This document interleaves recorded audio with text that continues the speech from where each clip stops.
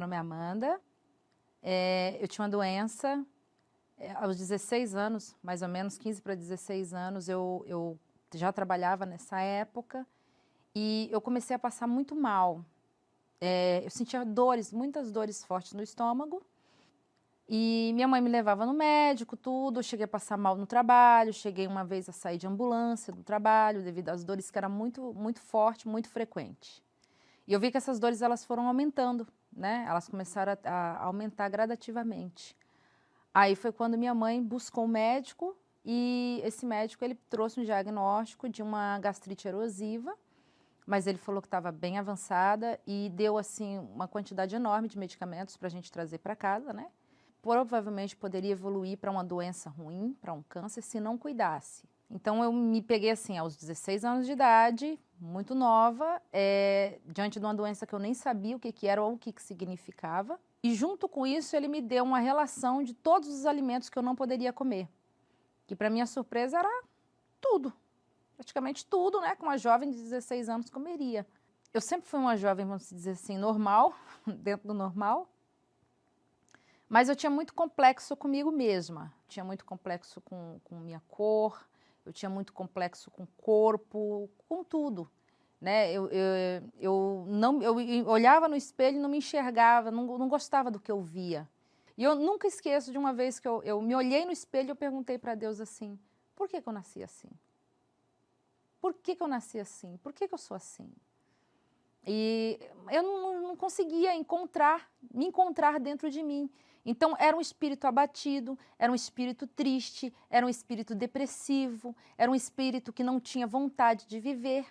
Mas, por fora, para as pessoas, nossa, ela é uma menina feliz, ela é uma menina para frente, ela é uma menina que vai atrás das coisas, ela é uma menina que vai, sabe?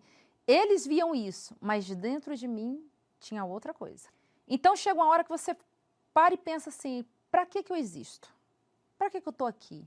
Se eu acabar com a minha vida hoje, ninguém vai sentir falta.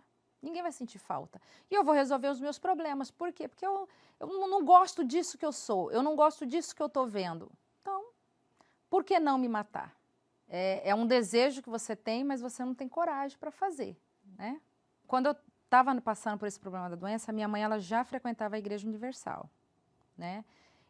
Eu ia com ela em algumas reuniões, mas assim, bem aleatório, nada sério, não levava nada a sério. E até porque eu estava envolvida meio que em uma outra religião.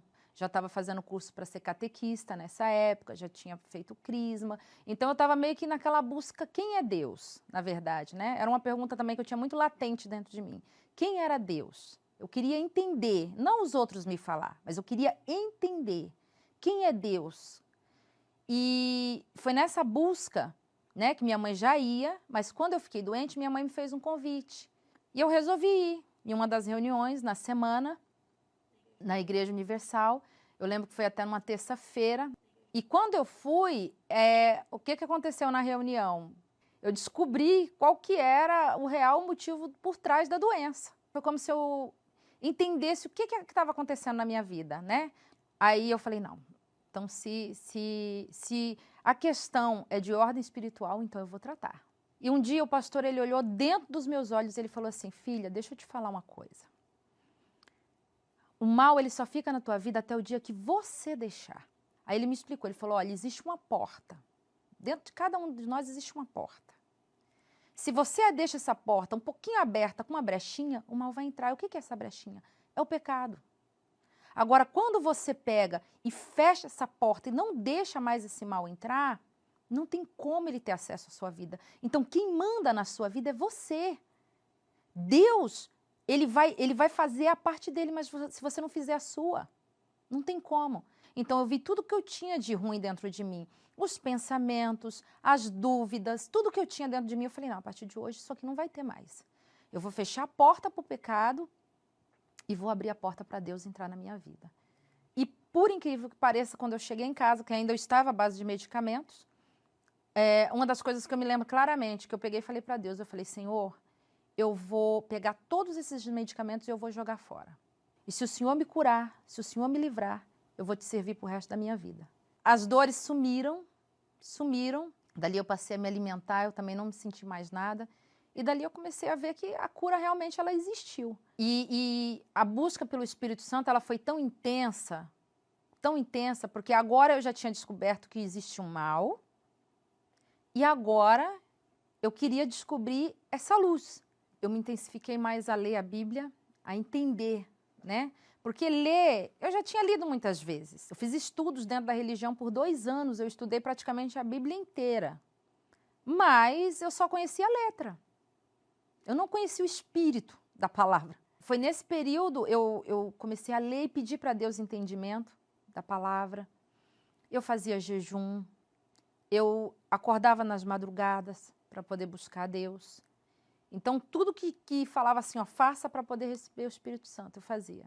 Até que, numa noite de virada, né, numa vigília da virada, aí ele veio. Eu me lembro no dia, exatamente, até o lugarzinho da igreja onde eu estava, mas eu lembro claramente daquele dia, quando Deus veio sobre a minha vida. A primeira coisa que vem é a paz, é a alegria, é a certeza, é o entendimento. É como se tivesse uma luz nos seus olhos que você nunca viu. Você estava numa escuridão e agora você passa a enxergar. E quando você passa a enxergar, você não depende de mais ninguém. Aquele complexo que eu tinha, né, aquela coisa de eu me olhar e não me enxergar, eu me olhava, agora eu me enxergava como eu era. E eu aceitava e estava ótimo. Eu tenho Deus dentro de mim. Então, não tem porquê. Não tem porquê eu procurar defeitos, né? Eu tenho tudo. Aí veio o segundo passo, né? Que é a gente ser completo na nossa vida sentimental. Foi onde eu conheci meu esposo e nós viemos a nos casar, né? Nesse período eu entrei na evangelização, veio o desejo muito grande de aquilo que eu tinha passar para os outros, né? E foi aonde a gente ingressou no trabalho da evangelização. Nós começamos a trabalhar, começamos a ajudar as pessoas, começamos a salvar as pessoas. Aquele voto que eu tinha feito com Deus lá atrás, né, de que se Ele me curasse, se Ele me desse vida, que na verdade eu não queria só cura, eu queria vida, eu queria cor, né, porque eu vivia no preto e branco, eu queria cor.